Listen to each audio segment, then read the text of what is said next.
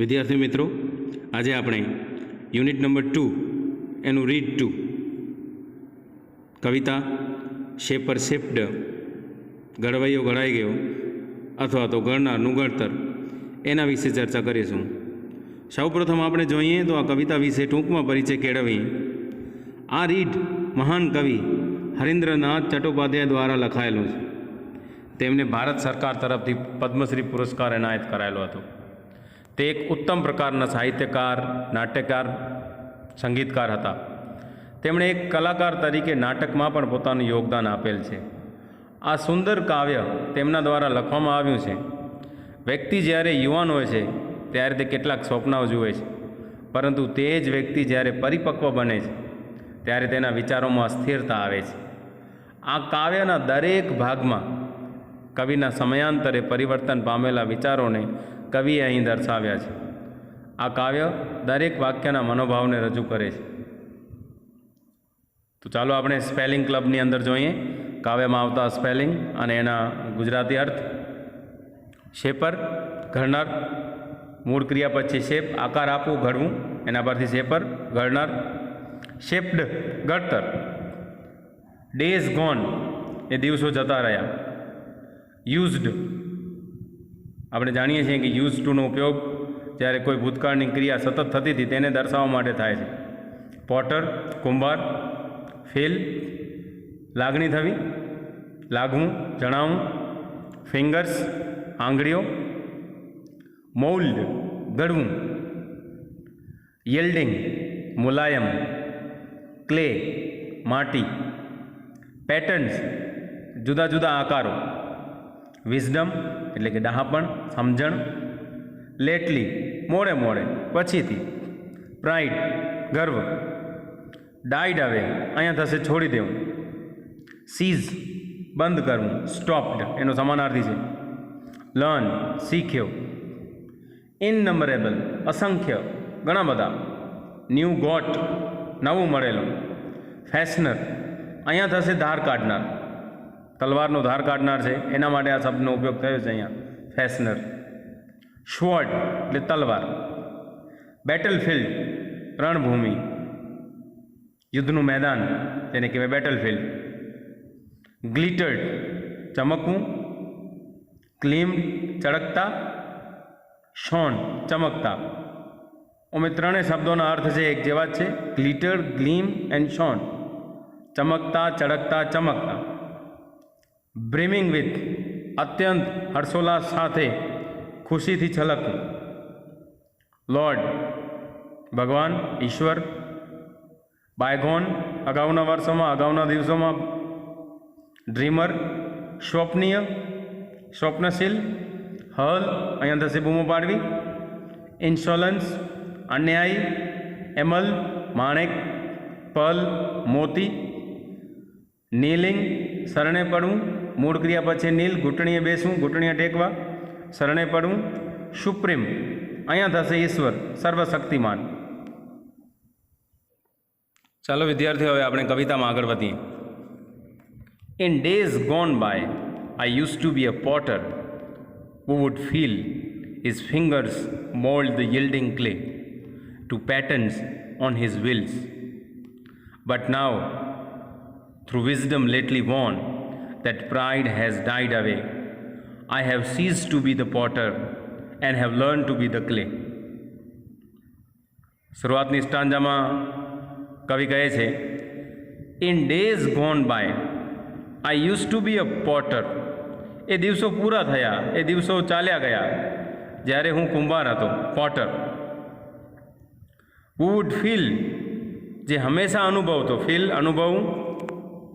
His fingers mould the yielding clay, જે હંમેશા અનુભવતો કે તેની આંગળીઓ મુલાયમ માટીના ચાકડા ઉપર.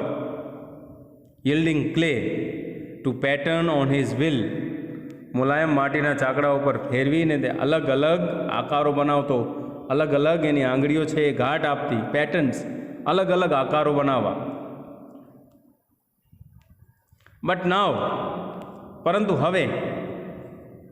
થ્રુ વિઝડમ લેટલી વોન, મોડેકથી જ્યારે કહે છે કે હું જાગેલું છું, મને જ્યારે ડાપણનું ભાન થયું છે. દેટ પ્રાઇડ હેઝ ડાઇડ અવે. કારણ કે મારી અંદર જે પણ કાંઈ ગૌરવ હતું, શેનું ગૌરવ? તો એને એમ લાગતું હતું કે એના દ્વારા જ જે માટીના ઘડાઓને આકાર અપાય છે એ સૌથી ઉત્તમ છે. માટીના ઘડાને ગાંઠ આપવાનું એણે છોડી દીધું. I have cease to be the potter. મેં કુંભાર બનવાનું બંધ કર્યું છે. And have learn to be the clay. અને હવે માટી બનવાનું શીખી ગયો છું.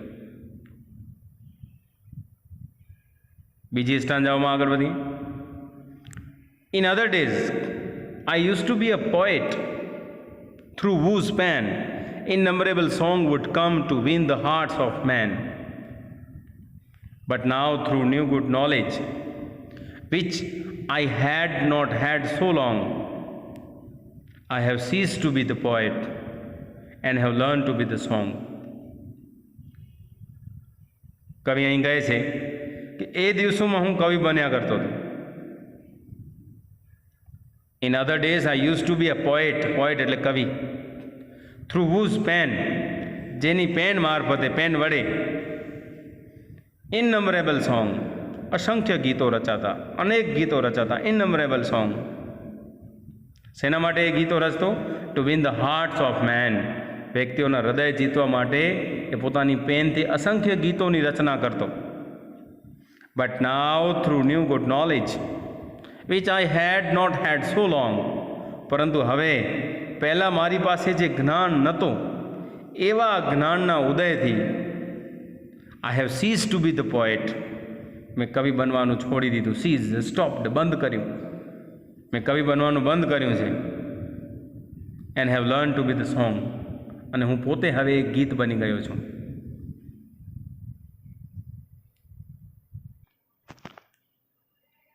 લાસ્ટ પેજમાં આગળ વધી. I was a fashioner of swords in days that now are gone, which on 100 battlefields glittered and gleamed and shone, but now that I am brimming with the silence of Lord.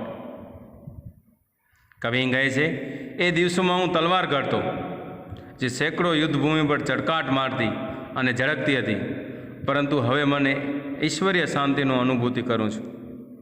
brimming with the silence of Lord. I have ceased to be the sword maker and have learned to be the sword. I have ceased to be the sword maker. મેં હવે તલવારો બનાવવાનું બંધ કરી દીધું છે. sword maker અહીં થશે તલવાર બનાવનાર. seized, stopped, બંધ કરવું. and have learned to be the sword. હવે તલવાર બનવાનું શીખ્યો છું. In bygone times, I used to be a dreamer who would hurl on every side an insolence of emerald and pearl. But now that I am kneeling at the feet of Supreme, I have ceased to be the dreamer and have learned to be the dream.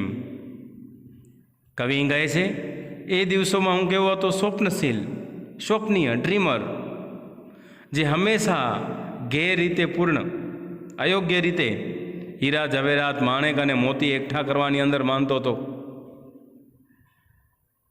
પણ હવે but now that I એમ નીલિંગ, પરંતુ હવે હું સર્વસત્તાધીન ઈશ્વર સામે શરણે આવ્યો છું, ઘૂંટણિયા ટેકું છું, kneeling down at the feet of supreme. I have cease to be the dreamer.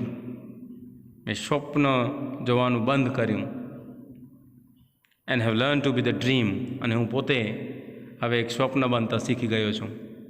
તો મિત્રો, આ કવિતાની અંદર હરીન્દ્રનાથ ચટ્ટોપાધ્યાય એ અલગ અલગ સ્ટેજ ઉપર જે પરિવર્તનો આવે છે એના વિશે જણાવે છે.